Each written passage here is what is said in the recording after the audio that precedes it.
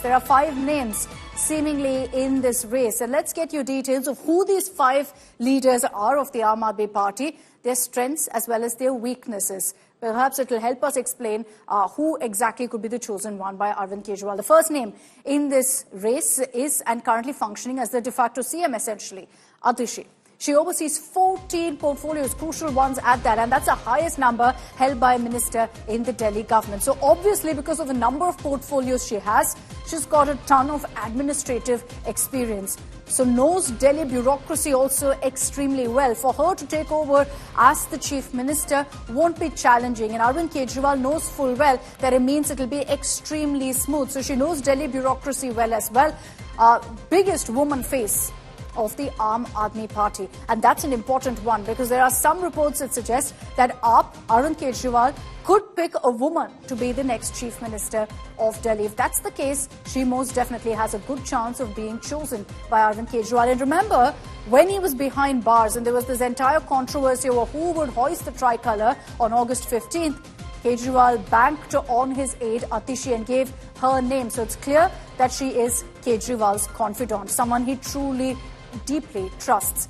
What are the weaknesses? Well, her choice and her being named essentially as chief minister can upset senior leaders in the party. There are many others who have been serving in the AAP for longer who believe that they have a stronger chance and believe that Atishi being brought in as the chief minister will dent their image as being a senior leader. Mass acceptability in the party is also questionable. She doesn't have huge support. She's not someone who unites the party like in Arvind Kejriwal.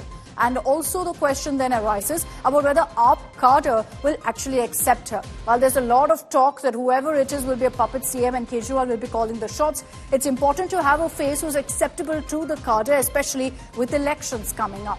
Let's get you the second name in the race, Kailash Gehlot, again a minister in the AAP cabinet. Strength is, of course, the fact that he is a Jat face of the Aam Aadmi Party. So what does that do? It sends across a very important political message before the Haryana elections for, of course, the Jat-dominated belt of Outer Delhi as well. So you'll essentially hit 2 birds with 1 stone. And that's why they will be leaning towards him. He's also a senior leader who many believe is yet to get his due. So the question of rebellion, like what perhaps Atishi could face, may not really arise in the case of Kailash Gehlot. But there are some weaknesses also that we've identified.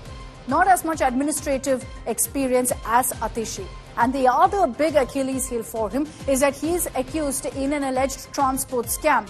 Now, considering that Arvind Kejriwal has said he's stepping down because of the graft taint and wants to prove that he's innocent, can they actually go with someone who's also accused in a case? Remember, he's also been questioned by the Enforcement Directorate in the liquor scam. And then there's the question of whether Kejriwal can actually trust him. Let's get you the next name in the list, Gopal Rai, senior leader, and that's his biggest strength. One of the senior most leaders right now of the Aam Aadmi Party. He was a part of the founding team, and so because of that, there's a lot of respect that he garners within the party. He's also got a good hold among the Purvanchal voters and is popular with the AAP cadre for obvious reasons. A senior face, someone who's considered to be a trusted aide of Arvind Kejriwal. But what are the weaknesses? Now, the problem for Gopal Rai is that he's not as politically active, or for that matter, as politically aggressive as, let's say, an Atishi or a Saurabh Bharadwaj, and that's also due to health reasons. He also has little administrative experience when you compare it with some of the other leaders in the Aam Aadmi Party. And let's quickly bring up the next name in the list, Saurabh Bharadwaj. Strength, trusted leader of Arvind Kejriwal. Kejriwal knows he can bank on Saurabh Bharadwaj, which was shown also when Kejriwal was behind bars. He's an important player when it comes to Delhi governance as well because, again, he holds a number of key portfolios. There's a lot of acceptance for him within the senior leadership. Unlike that of Atishi, he's got a lot more support within the Aam Aadmi Party. He's got a reputation of taking everyone along. There's no question of creating any sort of factionalism or camps within the Aam Aadmi Party. As far as weaknesses go for Saurabh Bharadwaj, there could be some senior leaders who feel that they've been slighted by a Saurabh Bharadwaj, relatively more junior, being made the chief minister. He has, in fact, also been assisting Atishi lately, so seen almost as a number 2 to Atishi. So if he's brought up, it'll almost seem like it's a double promotion for him. Now, these 4 names have been doing the rounds. There's an additional 5th name in the race, that of Rakhi Birla. Why Rakhi Birla? Let's tell you about her strengths. First, she's a Dalit face. And there have been multiple reports suggesting that the Aam Aadmi Party, just because of the message it sends across, could go with a Dalit face. And then there's also the fact that she's a woman leader. Both of these work in favour of AAP as far as messaging goes. She's also an old AAP hand who's essentially risen in the ranks. She's the Deputy Speaker of the Delhi Assembly. So a recognised face now of the Aam Aadmi Party who worked her way up. What are her weaknesses? Little administrative experience. If you look at the entire list of candidates, perhaps she has the least amount of administrative experience. The choice again may upset AAP senior leaders, and this perhaps is the case with any young leader who could be propped up as CM. Now, there are some cases of corruption against her, but these are old alleged charges. There's no active investigation against her. So Rakhi Birla very much in the race. I want to bring in Preeti Chaudhary, who broke down the strengths and weaknesses for us. Preeti, 5 names essentially that are doing the rounds right now. But of these 5, Preeti, if you had to pick a couple of them as the one you'd place your money on, who would that be?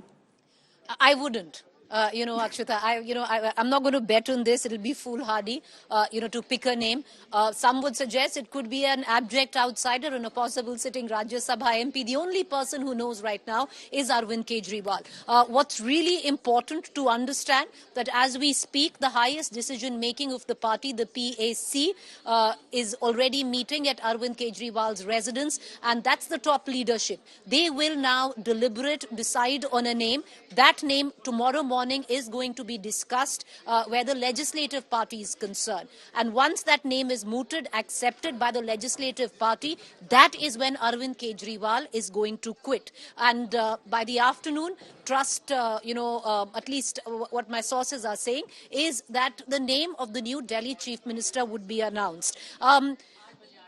To try and venture a guess whether it's going to be Atishi or whether it's going to be, one of the 5, the probables that you've discussed, like I said, would be foolhardy. But if you look at it administratively, Akshita, Atishi fits the role. She's the one who's, has the maximum portfolios, 14 of them in total, where Delhi is concerned. She knows the bureaucracy well, the workings of it.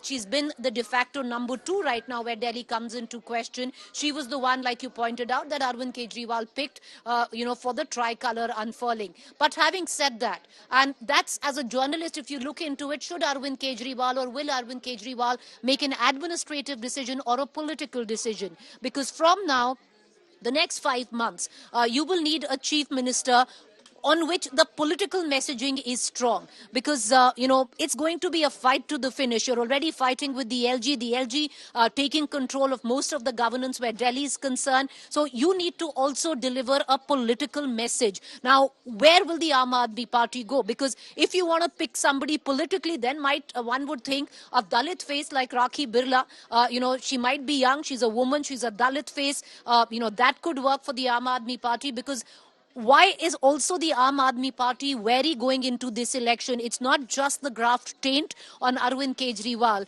or the anti-incumbency of, the last 2 terms. It's also the revival of the Congress. And where is the Congress possibly reviving right now? It's the Dalits and the Muslims. So to get somebody like a Rakhi Birla could work. To get a Kailash Gehlot, a Jat face, would be public messaging or political messaging to Haryana and outer Delhi region, where the Aam Aadmi Party is, perceptionally losing control over, which is Jat dominated. So lots of names in the fray. No, but I'm not venturing a guess here. Okay, Ashutosh says it's going to be a woman face. Let's see if he's right. But many contenders, as you pointed out, Preeti, ticking many boxes, which is what makes this decision so much more interesting. And we'll have to see who really the Aam Aadmi Party, who really Arvind Kejriwal picks. Thanks very much, Preeti, for joining us with all of your insights and your perspective on this.